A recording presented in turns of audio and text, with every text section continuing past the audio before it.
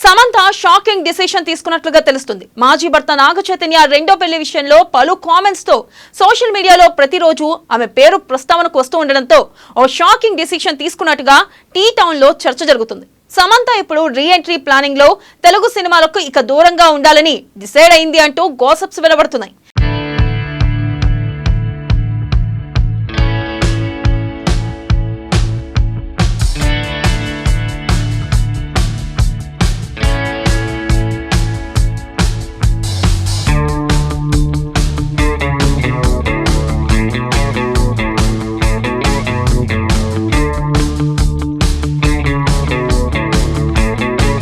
ప్రస్తుతం తెలుగులో మా ఇంటి బంగారం అనే సినిమా ఆమె ప్రొడక్షన్ లోనే చేస్తుంది.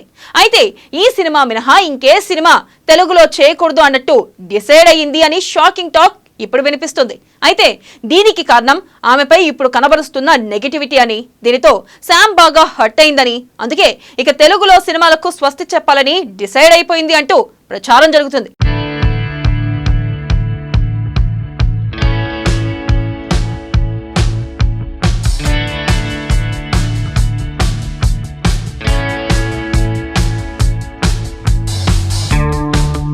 అయితే ఎంత లేదనుకున్నా సమంతకి స్టార్ స్టేటస్ ఇచ్చింది తెలుగు సినిమానే. ఇక్కడ నుంచే సమంత స్టార్ గా ఎదిగి పాన్ ఇండియా వరకు అయినా వెళ్ళింది అని చెప్పాలి.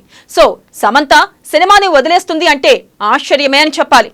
మరి చూడాలి ఈ రూమర్స్ పై ఆమె ఏమైనా చెక్ చెప్తుందో లేదో అనేది. కాగా ఇప్పుడు సమంత నుంచి awaited spy thriller series Citadel honey Bunny Amazon prime లో రిలీజ్ కానుంది.